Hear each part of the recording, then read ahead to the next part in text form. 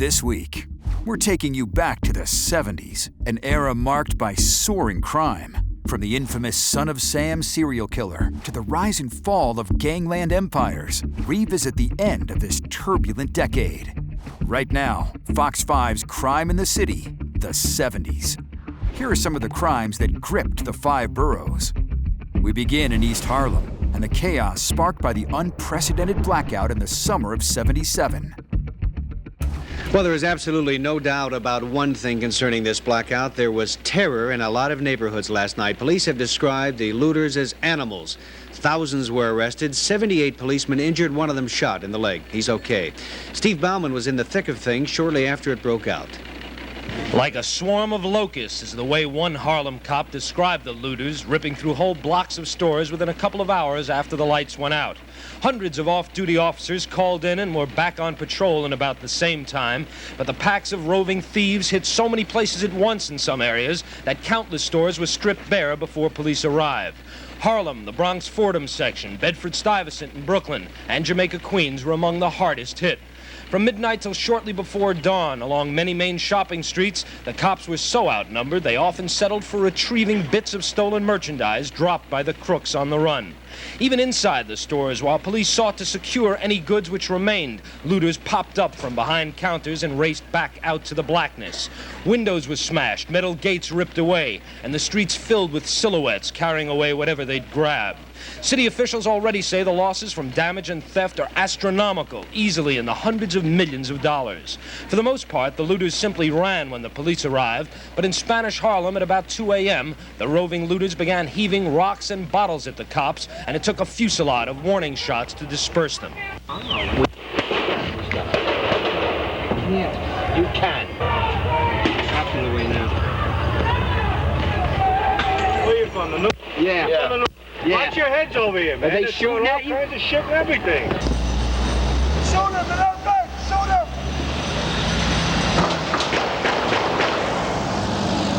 The fire department hasn't even counted the exact number of blazes throughout the city, but there have been at least 600, many of them deliberately set. The fires created added confusion, which worked to the looters' advantage. At the intersection of Broadway and Hancock Street in Brooklyn, the day's first light revealed a wide-open distribution depot of stolen goods and a street scene that looked like a Calcutta market. Hundreds of bundles of every size being casually taken away by a mass of people with no one paying for anything. The wide-open stealing continued throughout the day, though the intensity diminished after early morning. The streets of Spanish Harlem were covered with debris and damaged merchandise scattered by the looters. Many merchants managed to save some of their goods by standing overnight vigil at their shops with shotguns and pistols. But most arrived too late to salvage much. For hundreds of shopkeepers, the blackout of 1977 has meant financial disaster. I think 20 guys must have taken this gate.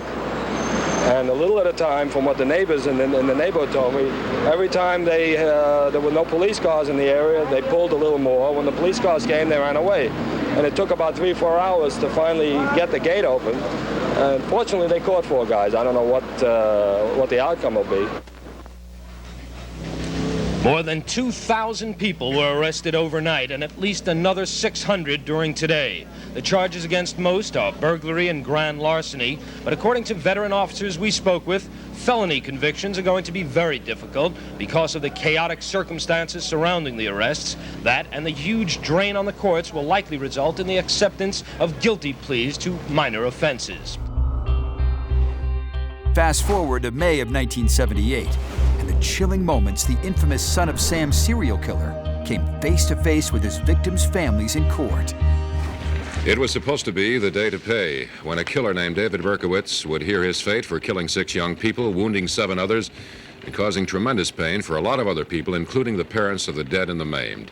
He could have heard himself sentenced to as much as 200 years in prison without any possibility of parole for 30 years. But that's not the way it happened, and Bob O'Brien explains why.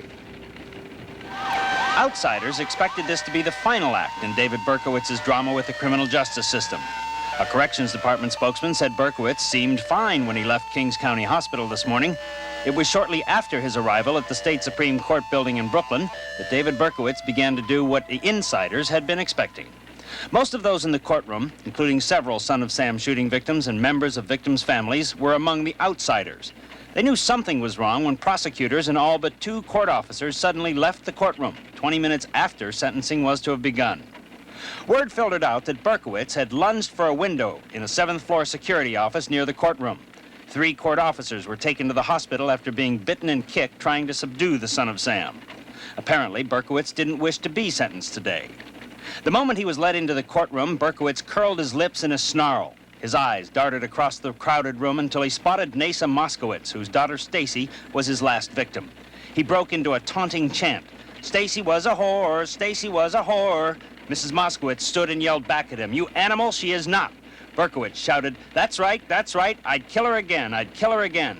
As court officers wrestled Berkowitz out of the court, Bobby Violante, who'd been almost totally blinded the night Stacy was killed, began weeping openly.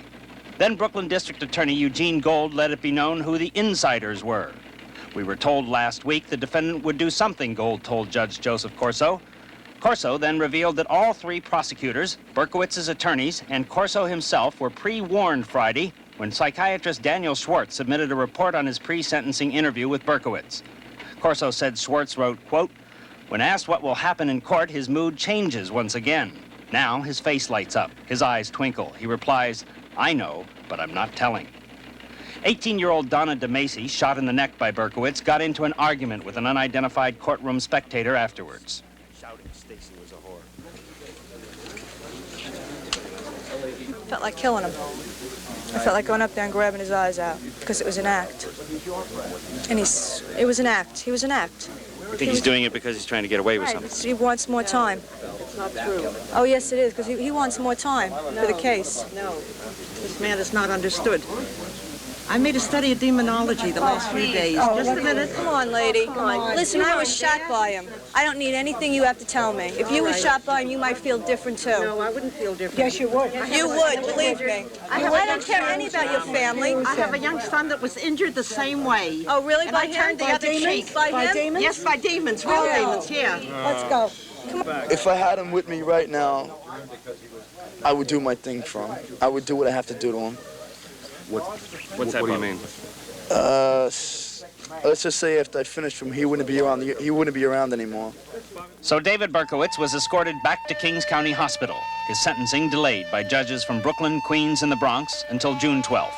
A 3rd psychiatric examination will be performed before that date, something only Bronx District Attorney Mario Marola objected to, saying as long as a year ago this Berkowitz outburst was part of a grandiose plan.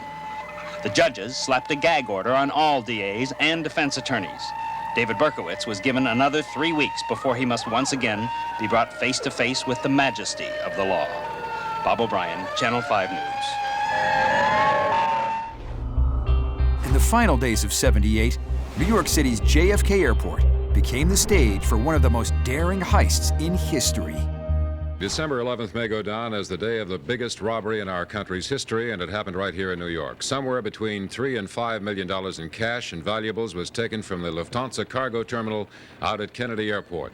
And the law enforcement officers say that it was carried off with such precision and such daring, you almost have to consider it an inside job. Here's Anthony Preisendorf.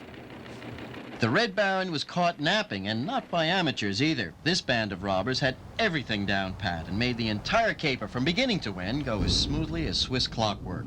Shortly before 4 this morning, while the moon was on the wane, a black Ford van slipped out of the shadows in the cargo area and stopped at a padlocked gate of the adjacent Argentine Airlines. One snip with heavy bolt cutters, and that security checkpoint might as well not have been there. The band of robbers, 6 and perhaps 7 men wearing ski masks, drove around to the loading dock. When they jumped one Lufthansa worker, his screams made a security guard inside open the door. That was the end of security. The gunmen rushed inside and knew exactly where to go. They forced the night supervisor to disconnect the silent police alarm and then take them to the high-value room on the 1st floor. The other 8 workers who were on duty at the time were herded into a 3rd-floor cafeteria and handcuffed. One worker who resisted was pistol whipped. His scalp needed 5 stitches. After the supervisor had opened the safe for the thieves, the rest was duck soup. They took 30 shipments of gold, pearls, jewelry, and checks.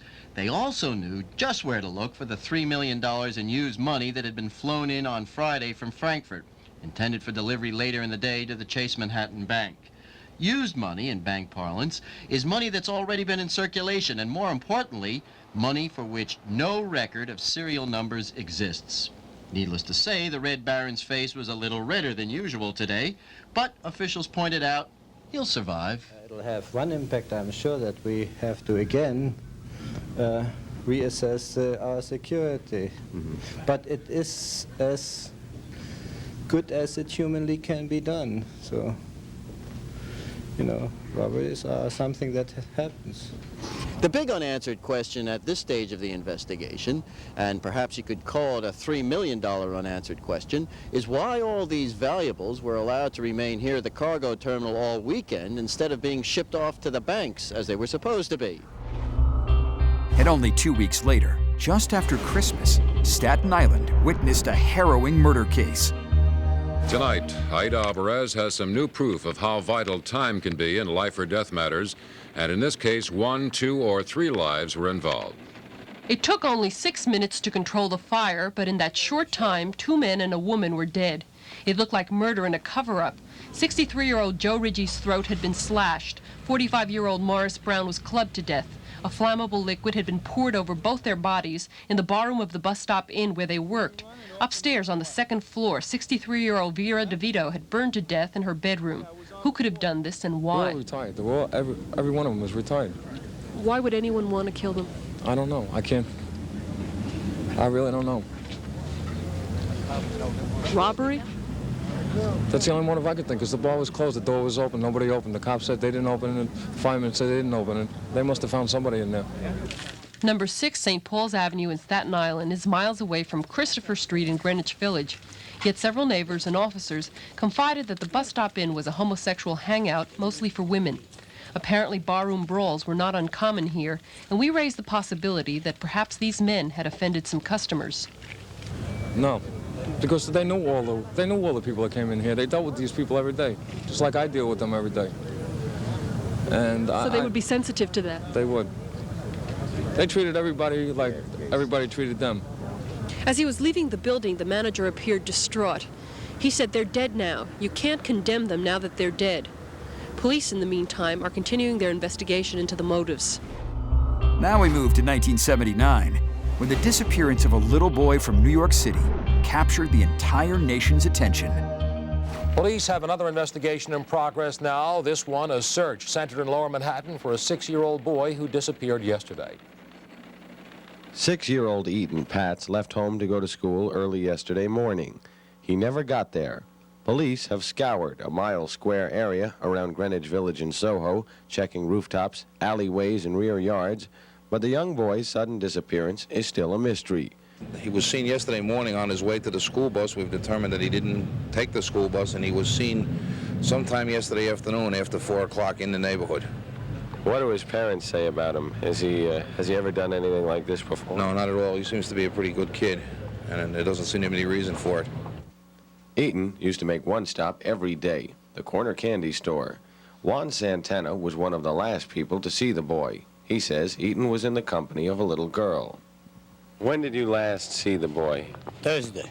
Who was he with? He was with another boy? Another girl, the girl. Did you see him every day? I see him every day. Take the bus over here. You think he's the kind of kid who would run away? I don't know. In this way, I can tell you. After an exhaustive search using helicopters and bloodhounds over a 20-square block area of Manhattan, police have so far drawn a blank, and the search continues. And in Brooklyn, a mob hit in the summer of '79 exposed the brutal power struggles of the criminal underworld. The tradition of organized crime and its leaders has long been a bloody one. Still, to hit a mobster as powerful and feared as Carmine Galante takes a go-ahead from the top. John Miller has an inside look into the death of a Don. So it ended here in the backyard of a Brooklyn restaurant. Carmine Galante was the victim of a few men with guns. But the beginning of the end started only recently, here in New York City. Galante, it seems, was the victim of a bad time in the courts and a lot of bad public relations, which for a mobster can mean death. And death came today. Galante's demise was almost as fast as his rise to power. It began back in 1974, chalk it up to good timing. Shortly after Galante was released from federal prison, the then mob boss of bosses, Carlo Gambino, died of natural causes. Gambino had long held the #1 spot, and 2 other mobsters were long in waiting to grab it. They were Agnello Della Croce, known as a tough hood who would stop at nothing, and Funzi Thierry. Like Della Croce, Thierry was in ill health.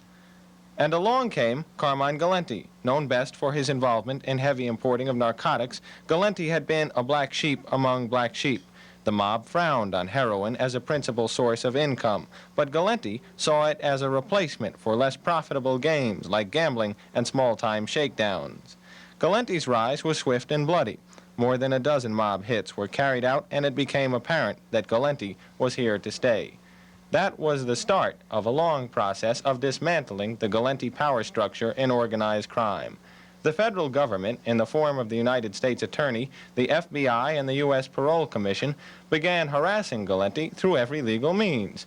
The FBI kept him under constant surveillance, which led to his arrest for consorting, a rarely enforced law that prohibits parolees from associating with other known criminals.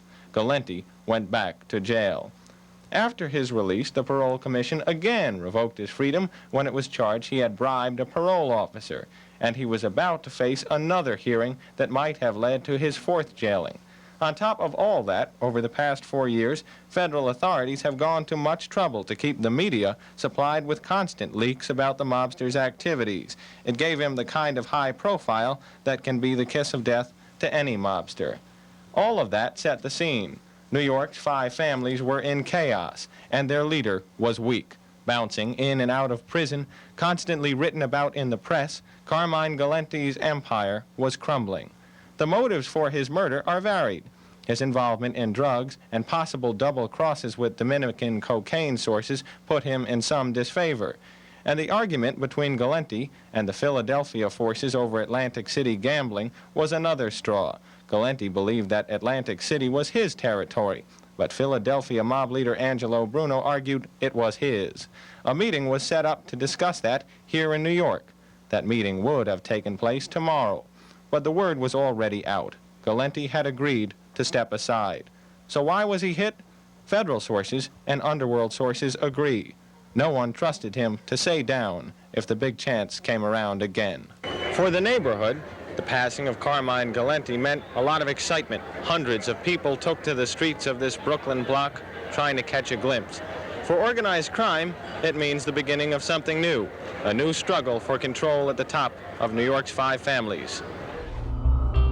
And we end the decade with a story about a band of New Yorkers looking to rid the streets of crime.